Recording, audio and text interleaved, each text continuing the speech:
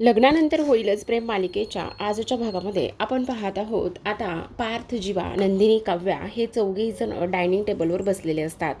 खरं तर काव्याला फार भूक लागलेली असते. चोरवटीच्या कार्यक्रमामध्ये तिने पोटभर खाल्लेलं असतं, पण तरीसुद्धा तिला भूक लागलेली असते आणि त्यामुळे ती आता इकडे पार्थने बनवलेलं फ्रूट सॅलड एन्जॉय करत असते. खरं तर आता मला ना हे सगळं खाऊन फार आनंद झाला आहे, खूप मन असं तृप्त झालं आहे, असं इकडे ती बोलत असते आणि त्यावेळेला म्हणत असते, पण मला एक गोष्ट समजत नाही देशमुख, खरं खरं सांगा, म्हणजे घरामधले तर सगळे फ्रूट इथे संपले होते, मग हे फ्रूट सॅलड तुम्ही बनवलंय कुठनं आणि काय जुगाड काय केली? खरं खरं सांगा, एवढ्या उशिरा तुम्ही हे फळं मागवलेले आहेत ना, खोटं बोलू नका हां. तेव्हा मात्र पार्थ म्हणत असतो, नाही नाही, खरं तर जुगाड करण्यामध्ये देशमुख कुठल्या लेवलचे आहेत हे तुम्हाला माहितीच असेल ना, असं इकडे पार्थ म्हणत असतो. म्हणजे जुगाड काय केले तुम्ही, मागवले नाही आहेत बाहेरून फळं? मग आता पार्थ म्हणत असतो, नाही, जे चोरवटीला फळं आलेले होते ना, त्याच फळांसोबत मी जुगाड केला आहे आणि त्याच फळांचं मी इथे फ्रूट सॅलड तुमच्यासाठी बनवलं आहे. वा वा वा वा, खरं सांगू का देशमुख, मला आणि त्याचबरोबर आपल्या बेबोला दोघांनासुद्धा फार जास्त भूक लागली होती.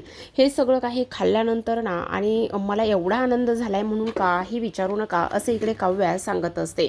मग आता इकडे बेबूलासुद्धा इथे त्याचा आत्मासुद्धा शांत झाला असेल आणि मलासुद्धा इकडे अगदी मन तृप्त झालं आहे, असं ती बोलत असते.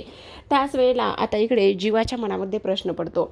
तो म्हणत असतो, मला एक गोष्ट सांग काव्या, इथे बाळाला भूक लागली ही गोष्ट तुला कशी काय समजते? म्हणजे बाळ तुला आतून काही सिग्नल देतं का? आणि त्याला कसं समजतं की आता मी जर आतून सिग्नल दिला तर माझी आई मला जेवायला देणार आहे, किंवा रात्री अपरात्री जर तुला भूक लागली तर मग तू उठून खातेस का? किंवा बाळाला जर भूक लागली तर रात्री अपरात्री तू उठून जेवतेस का? नेमका हा सगळा काही काय प्लॅन आहे? नेमकं हे सगळं काही कशा पद्धतीने होतंय मला जरा सांगणार आहेस का? त्याच वेळेला आता इकडे सगळेजण जीवाकडे पाहतच असतात. म्हणजे बाळ तुला आतून सिग्नल देतंय का भूक लागलेलं, आणि तेव्हा तू खातेस का, की निम्म्या रात्री भूक लागल्यानंतर तू तशीच झोपतेस? आता इकडे मात्र काव्या जीवाकडे पाहते आणि म्हणत असते, काय चाललंय जीवा हे तुझं? हं? अरे, ह्या सगळ्या प्रश्नांची उत्तरं नंदिनीताईसुद्धा देऊ शकते ना, कारण तीसुद्धा प्रेग्नेंट आहे. मग तिनेसुद्धा ह्या सगळ्या प्रश्नांची उत्तरं दिलीच असतील ना.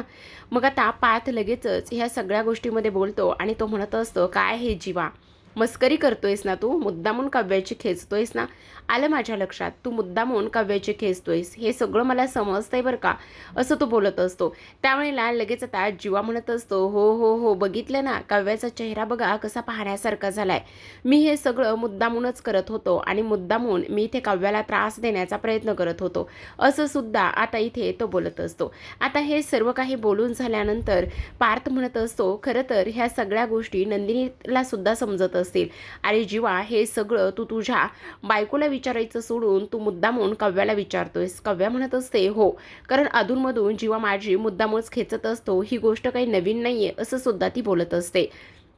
मग आता इकडे लगेचच तो म्हणत असतो, हो, ही गोष्ट अगदी बरोबर आहे बरं का, म्हणजे मला एक गोष्ट कळत नाही आहे, आता नंदिनीसुद्धा प्रेग्नेंट आहे आणि काव्यासुद्धा प्रेग्नेंट आहे, पण तरीसुद्धा बाळ अशा पद्धतीने सिग्नल देते ना, ही गोष्ट मात्र खरंच किती अप्रतिम आहे ना.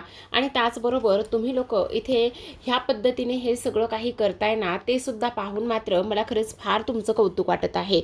मग आता इथे काव्या म्हणत असते, खरं पाहायला गेलं ना तर मला ना इकडे टेन्शनच आलेलं आहे, म्हणजे काय करावं आणि काय नाही ना ते समजतच नाही, असं सुद्धा आता इथे ती बोलत असते. आता हे सर्व काही बोलून झाल्यानंतर आपण पाहतो इथे आता काव्या म्हणत असते, खरं तर माझी प्रेग्नन्सी आता मला 3रा महिना लागला आहे, आता लगेचच इकडे 3 महिने पूर्ण झाल्यावर 4था महिनासुद्धा लागेल, मग माझी डिलेवरी वगैरे कधी येईल? तेव्हा पार्थ म्हणत असतो, झालं तुमची डिलेवरी तर इथे डिसेंबरमध्ये येईलच ना, असं इकडे तो बोलतो. आता डिसेंबरमध्ये डिलेवरी येईल हे पाहिल्यानंतर लगेचच इथे मात्र काव्या थोडीशी घाबरते आणि म्हणत असते, डिसेंबरमध्ये डिलेवरी, बापरे बाप, मला तर समजतच नाही की काय होणार आहे. डिसेंबर फार फार तर देशमुखांसाठी अजिबातच चांगला नाही आहे. मग देशमुखांसाठी डिसेंबर फार फार चांगला नसल्या कारणाने इथे काय होणार आहे, कशा पद्धतीने ह्या सगळ्या गोष्टी होणार आहेत ना, त्या मात्र मला समजतच नाही आहेत, असं सुद्धा ती आता इकडे बोलत असते. तेव्हा मात्र नंदिनी उठून उभी राहते आणि म्हणत असते, VDS का काव्या, तुला काय झालं झालेला आहे आणि तू अशी का वागतेस हे बघ, ह्या सगळ्या गोष्टींचा एवढा विचार वगैरे करण्याची तुला काही गरज नाही आहे. तेव्हा ती म्हणत असते, नाही गं, डिसेंबरमध्ये काय झालेलं आहे माहिती ना. मग आता डिसेंबरमध्ये जीवा आणि काव्याचं झालेलं ब्रेकअप, त्याचबरोबर त्यांचं अफेअर आणि सगळ्यात महत्त्वाची गोष्ट म्हणजे ह्या सगळ्यांची नाती पणाला लागलेली, हे सगळं काही आता इकडे तिला आठवू लागलेलं असतं. मग आता इकडे नंदिनी तिला आधार देत असते आणि म्हणत असते, जोपर्यंत मी आहे तोपर्यंत तुला काही होणार नाही, ही गोष्ट मात्र तू व्यवस्थित लक्षात ठेव. तेवढ्यातच 11:11 झालेले असतात. मग पार्थ म्हणत असतो, बघा, युनिव्हर्ससुद्धा ह्या सगळ्या गोष्टींच्या सोबत आहे, तुम्हाला काही होणार नाही, पटकन विश मागा. दोघेही जण एकमेकांचा हात हातात घेऊन विश मागत असतात. तेवढ्यातच नंदिनी आणि जीवा त्यांच्याकडे पाहतात. त्यांना फार वाईट वाटत असतं स्वतःबद्दल. दुसरीकडे काव्याची चोरोटी झाल्यानंतर शारदा मात्र घरी जाऊन पोहोचलेली असते. सगळे काही दागिने, त्याचबरोबर बांगड्या, ह्या सगळा काही साजशृंगार काढून ठेवत असते. आणि त्यानंतर नंदिनी बोललेल्या त्या सगळ्या गोष्टी शारदाला आठवतात.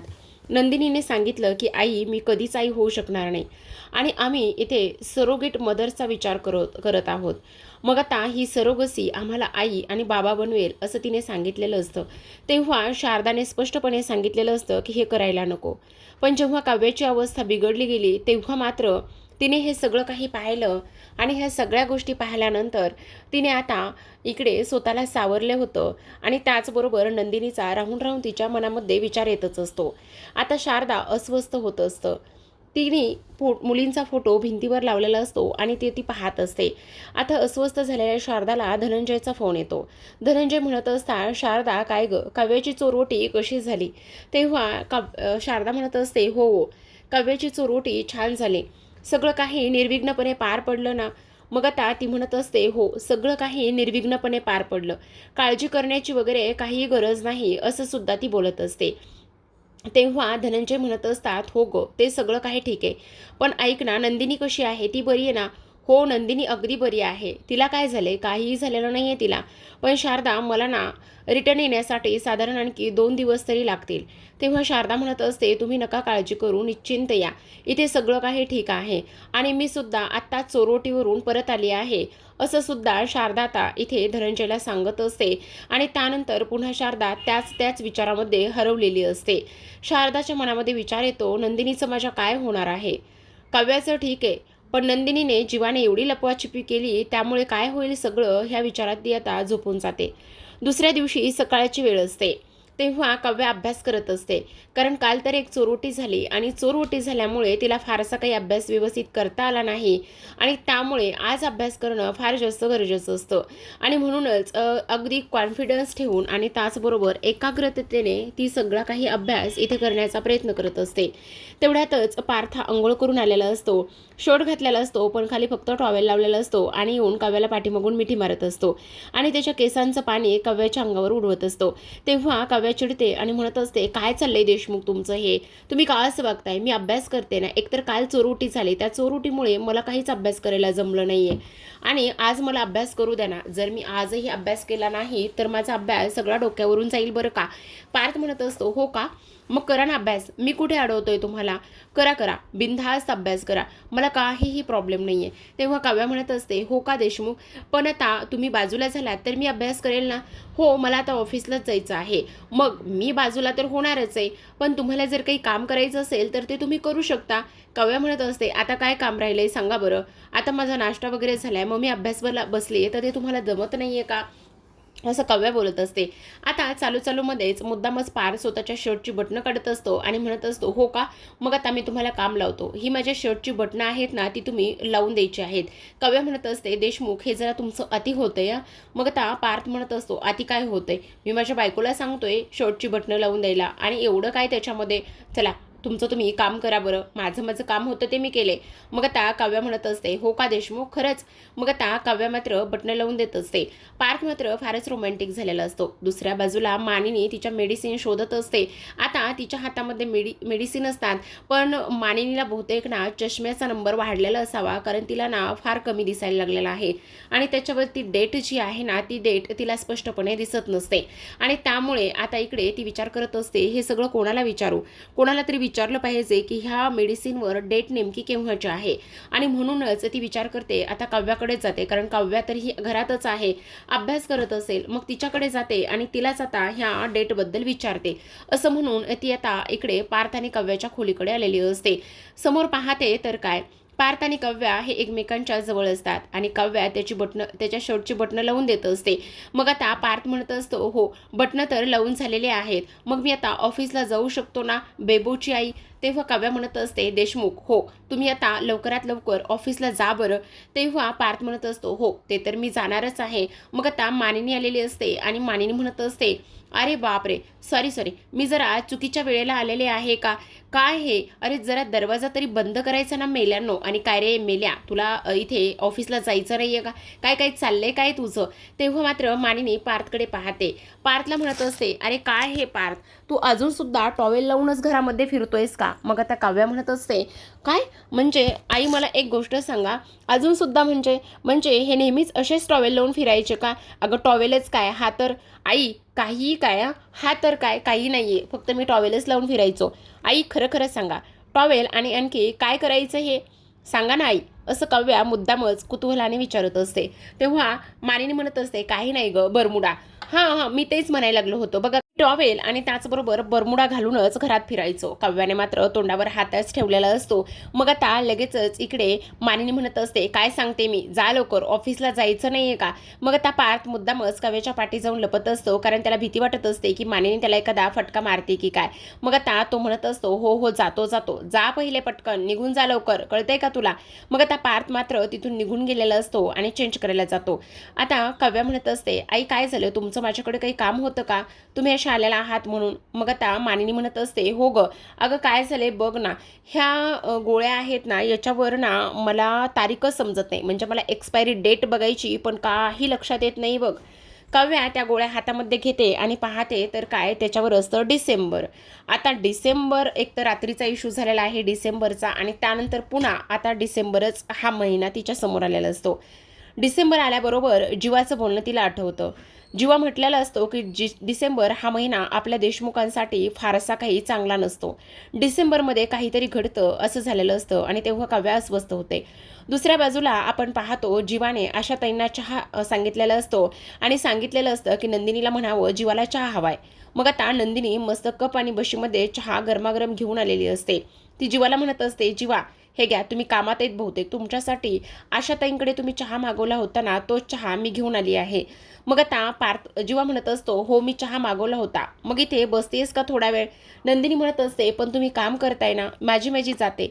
मग जीवा म्हणत असतो, अगं बस ना, आपण दोघेजण मिळून चहा पिऊयात. नंदिनी म्हणत असते, पण तुमचं काम सुरू नाही जीवा, असू दे ग, मला आहे तुझ्यासाठी थोडा वेळ. मग जीवा ती कप बशी तिच्या हातून घेतो आणि त्यानंतर कपातला चहा बशीत स्वतःसाठी होतो आणि कप नंदिनीला देत असतो. आता इकडे तो म्हणत असतो, बघ जे काही माझं आहे ते तुझं आहे. आणि तेव्हा नंदिनी एक घोट चहाचा पिते आणि तेव्हा जीवासुद्धा एक घोट चहाचा पितो. तर प्रेक्षकांनो, तुम्हाला माहीतच असेल चहाची ह्या दोघांची आठवण बॉन्ड कसा आहे. तेव्हा जीवा फुरका मारूनच चहा पितो. मग आता म्हणत असतो, चांगला आहे ना. नंदिनी म्हणत असते, हो चांगला आहे ना, पण काय. तर जीवा म्हणत असतो, आपला बॉन्ड. मग आता दोघेही जण हसायला लागलेले असतात. तेव्हा जीवा म्हणत असतो, खरं सांगू का नंदिनी, काल तू माझी आईकडे तक्रार केलीस, म्हणजे तुला असं सांगायचं होतं का, पण ते खरं तर माझंसुद्धा चुकलंच होतं. मला त्या सगळ्या गोष्टींचा पश्चाताप होतोच आहे आता. मी खरं तर तुझ्यासोबत त्या पद्धतीने वागायला नको होतं. म्हणजे मी काय काय केलंय काय काय नाही हे सगळं तू तुझ्या आईला सांगितलंस, पण मी एवढ्या विचित्र पद्धतीने वागत गेलो ना, तर मी तुझ्या मनाचा विचारच कधी केला नाही की तुला काय वाटत असेल. आणि मला माहिती आहे तू रात्रीसुद्धा बराच वेळ झोपली नाही आहेस ना, साधारण 2 वाजेपर्यंत. तुला तेव्हासुद्धा असंच वाटत होते का की मी रात्री 2 वाजता उठेल आणि त्यानंतर मी पुन्हा अडगळीच्या खोलीमध्ये जाऊन पाळण्याजवळ जाऊन बसेल म्हणून.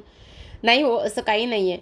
नाही नंदिनी, मला कळतंय, कारण त्याच्या अगोदर मी त्या पद्धतीने वागलोय ना, त्यामुळे तुला असं वाटणं साहजिकच आहे, असं जीवा बोलत असतो. तेव्हा नंदिनी म्हणत असते, हो का, पण आता मात्र मला त्या सगळ्या गोष्टींचा पश्चाताप होतोय. मग मी खूप मोठी गोष्ट करण्याचा निर्णय घेतलाय. मग तिथे असलेला छोटासा पॉट तो बाजूला करतो आणि लगेचच लॅपटॉपसुद्धा बाजूला ठेवतो आणि उठून उभा राहतो. नंदिनी म्हणत असते, अहो काय करताय. पण जीवा मात्र क्षणाचाही विलंब न करता नंदिनीला 2 हातावरून उचलून घेतो आणि त्यानंतर तो म्हणत असतो, असतो, आत्तापर्यंत ज्या ज्या गोष्टी मिस झालेल्या आहेत ना त्या सगळ्या गोष्टी मी करायचं ठरवलं आहे, असं म्हणून नंदिनीला उचलून हातावर घेतो आणि गोलगोल फिरवत असतो. तर प्रेक्षकांनो, इथे आपल्या लग्नानंतर होईलच मालिकेचं टायटल सॉन्ग प्ले झालेलं असतं आणि नंदिनीसुद्धा फार जास्त एन्जॉय करत असते, कारण जीवा हा तिचा पुन्हा आलेला असतो. आता काव्या अस्वस्थ झाली आहे ही गोष्ट मानिनीच्या अपसुकच लक्षात आलेली असते. काव्या लगेच आता बेडवर जाऊन बसते. मानिनी तिला विचारत असते, काय झाले काव्या, तू ठीक आहेस ना, तुला बरं वाटतंय ना, काय झालंय? मग आता तिथे पाण्याचा ग्लास असतो. मानिनी पटकन पाण्याचा ग्लास काव्याला देते आणि म्हणत असते, हे घे, थोडंसं पाणी पे, तुला नक्कीच बरं वाटेल. हे बघ, काळजी करू नको, सगळं काही ठीक होईल. काय झालंय, तू एवढी चिंतेत का बरं आहेस? मग आता काव्या मात्र डिसेंबरच्या महिन्याचा काहीच विषय सांगत नाही, पण तिला मात्र हे लक्षात असतं की तिची डिसेंबरमध्ये डिलिव्हरी येणार आहे आणि त्या रिलेटेडच आता मानिनीशी ती बोलत असते. खरं तर आता मानिनीला ती म्हणत असते, आई मला एक गोष्ट सांगा, म्हणजे मला ना डिलेवरीबद्दल थोडंसं जाणून घ्यायचं आहे. म्हणजे डिलेवरी होत असताना नेमकं काय होतं?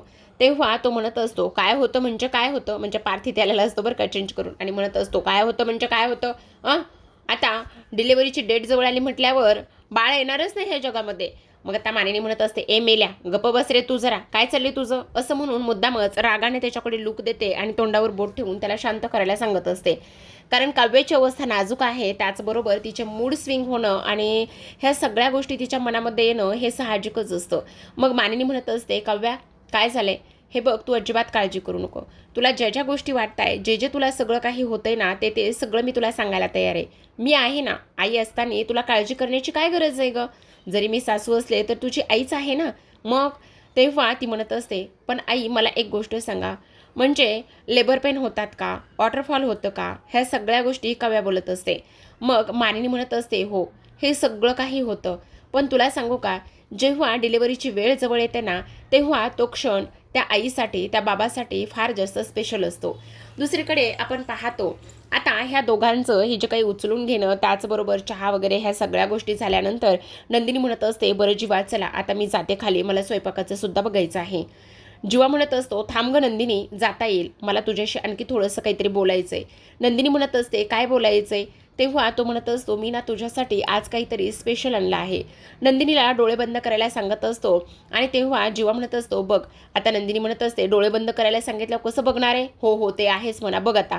मग नंदिनी समोर आता जीवाने मोगऱ्याचा गजरा आणलेला असतो आणि तो पकडलेला असतो आणि म्हणत असतो, आता डोळे उघड. तेव्हा नंदिनी समोर पाहते तर जीवाच्या हातामध्ये सुंदर अशा मोगऱ्यांचा गजरा असतो. नंदिनीला फार आवडतं. मग आता लगेचच नंदिनी म्हणत असते, आज एवढं स्पेशल आहे? त्यानंतर तो म्हणत असतो, एवढंच नाही, आणखी तुझ्यासाठी एक सरप्राईज आहे. असं म्हटल्याबरोबर नंदिनी म्हणत असते, बाप रे बाप, आज तर माझ्यासमोर इथे सरप्राईजचा पाऊसच पडत आहे. काय चाललंय काय जीवा? आज सगळं काही एकाच दिवसाचा पश्चाताप करण्याचा किंवा प्रायचित्त करण्याचा तुम्ही दिवस ठरवलाय की काय? आता डोळे उघडू की नको? मग आता जीवा म्हणत असतो, हो हो उघड. असं म्हणून त्याने गरमागरम नंदिनीसाठी वडापाव आणलेला असतो आणि तो वडापाव त्याने रॅप करून आणलेला असतो. तर तो ओपन करतो आणि म्हणत असतो, आता डोळे उघड. आता नंदिनीने केसात गजरा मारलेला असतो, समोर गरमागरम वडापाव असतो जीवाच्या हातामध्ये. तेव्हा मात्र तिला असं वाटत असतं की आपला जुना जीवा हा परत आलेला आहे आणि तेव्हा लगेच आता नंदिनी जीवाच्या जवळ जाते. जीवा तिला मिठीत घेत असतो आणि आता नंदिनी म्हणत असते, खरं तर हे सगळं तुम्ही मुद्दाम करताय ना, मी तुम्हाला त्या सगळ्या गोष्टींची आठवण करून दिली म्हणून तुम्ही हे सगळं मुद्दाम करताय ना. मग आता जीवा म्हणत असतो, नाही ग नंदिनी, असं काही नाही आहे. खरं तर माझं मधल्या काळामध्ये जरा चुकलंच. मी तुझ्यासोबत किंवा तुझ्या मनाचा ह्या सगळ्या गोष्टी करताना विचार केलाच नाही. खरंच नंदिनी, मला माफ कर, मी असं करायला नको होतं. असं सुद्धा आता इकडे तो बोलत असतो. आता हे सगळं काही बोलल्यानंतर नंदिनी म्हणत असते, हो जीवा, तुमचं अगदी बरोबर आहे, पण तरीसुद्धा नाही नंदिनी, खरं तर तुझं बरोबर आहे. तुला एक गोष्ट सांगू का, मला तुझ्या सगळ्या त्या गोष्टीबद्दल माफी मागायची आहे. मला माहिती तू मला माफ करशील की नाही, पण तरीसुद्धा हे बघ, मी मधल्या काळामध्ये बऱ्याच चुकलोय, बऱ्याच चुकीच्या गोष्टींचा विचार केलाय, पण प्लीज नंदिनी, प्लीज मला माफ कर. असं इकडे आता तो बोलत असतो आणि मी खरंच चुकलोय, खरंच मला ह्या सगळ्या गोष्टींचा पश्चाताप होतोय, असं सुद्धा तो इथे बोलत असतो आणि माफी मागत असतो. नंदिनी म्हणत असते, जीवा आता तुम्ही म्हणा मला उगाचच अवघडल्यासारखं करताय बरं का. जीवा म्हणत असतो, पण मला ना तुझा सरोगेट मदरचा पर्याय आवडलाय. आजच आपण डॉक्टरांकडे जाऊयात. नंदिनी म्हणत असते, काय सांगताय जीवा, खरंच तुम्हाला हे सगळं काही आवडलंय आणि तुम्ही त्या सगळ्या गोष्टी करायला तयार आहात? मग आता जीवा म्हणत असतो, हो मी त्या सगळ्या गोष्टी करायला तयार आहे, पण काही जरी झालं तरी आपल्याला लवकरात लवकर इथे हा पर्याय आणि त्याचबरोबर हे सगळं काही करावं लागणार आहे, असं सुद्धा आता इकडे तो बोलत असतो. आता हे सर्व काही बोलल्यानंतर नंदिनी मात्र विचारात हरवलेली असते. ती विचार करत असते, हे सगळं तर ठीक आहे, पण ह्या सगळ्या गोष्टी व्यवस्थित होतील का? त्याचबरोबर इथे घरच्यांना काय सांगायचं? तर आता आजच्या भागामध्ये एवढंच. उद्याचा भाग पाहायचा असेल तर नक्की चॅनलला सबस्क्राईब करा, कारण उद्याच्या भागामध्ये आपल्याला असं पाहायला मिळतंय की शारदाचा नंदिनीला फोन आलेला असतो आणि शारदा फोनवर बोलत असते. तेव्हा मात्र इकडे नंदिनी म्हणत असते, आई आई मला तुला एक गोष्ट सांगायची. आम्ही खरं तर ना इकडे सरोगेट मदरचा जो पर्याय आहे ना त्यासाठी आज हॉस्पिटलमध्ये चाललेलो आहोत. मग आता शारदाला इकडे त्रास होऊ लागतो, तिच्या छातीत पेन होत असतं. नंदिनी म्हणत असते, आई बोल ना, आई बोल ना, तू काय बोलतेस? आई तुझा आवाज येत नाही, आई काय झालंय, आई काय झालंय, ह्या सगळ्या गोष्टी ती बोलत असते. तेव्हा मात्र इकडे शारदाच्या हातून मोबाईल खाली पडलेला असतो, तिच्या छातीत दुखत असतं आणि ती तशीच जमिनीवर पडलेली असते. नंदिनी मात्र फार घाबरलेली असते. नंदिनी म्हणत असते, जीवा काय झालेलं असेल? आईला काहीतरी झालंय जीवा, आईला काहीतरी झालंय जीवा. मग आता ताबडतोब आपल्याला आईकडे गेलं पाहिजे असा विचार तिच्या मनामध्ये येतो. जीवा म्हणत असतो, तू काळजी करू नकोस नंदिनी, हे बघ आपण ताबडतोब आईकडे जाऊया, काही होणार नाही आईला, असं सुद्धा तो इकडे नंदिनीला सांगत असतो. मग आता धावतच जीवा आणि नंदिनी हे धावतच आता मोहितेंकडे निघालेले असतात. जीवा पुढे पायऱ्या उतरत असतो तर नंदिनी त्याच्या पाठीमागे पटापट पायऱ्या उतरत असते. आता ह्या दोघांना सुद्धा जाताना वसूने पाहिलेलं असतं. वसू धावतच त्यांच्या पाठी येते आणि ती म्हणत असते, खरं तर जीवा हा मुलगा आहे, तो एक जिन्यावरून धावणं ठीक आहे, पण ह्या नंदिनीचं काय चाललंय? ही नंदिनी पायऱ्या उतरत असताना जीवासारखीच का बरं पायऱ्या उतरते? ही तर प्रेग्नेंट आहे, जवळपास हिला 2-2.5 महिने झालेत, मग तरीसुद्धा ही अशा पद्धतीने पायऱ्या का बरं उतरती? नेमकं काय गुपित आहे ते शोधलं पाहिजे, असा इकडे विचार करत असते आणि म्हणत असते, जिथे गुपितं आहेत ना तिथेच ही वसू हजर पाहिजे. आता मिशन आहे जीवा आणि नंदिनीची प्रेग्नेन्सी. तर आता प्रेक्षकांनो, शारदाला नेमकं काय झालेलं असेल हे पाहणं फार इंटरेस्टिंग आहे, त्यामुळे पाहत राहा. लग्नानंतर होईलच प्रेम. भेटूयात उद्याच्या भागामध्ये, तोपर्यंत धन्यवाद.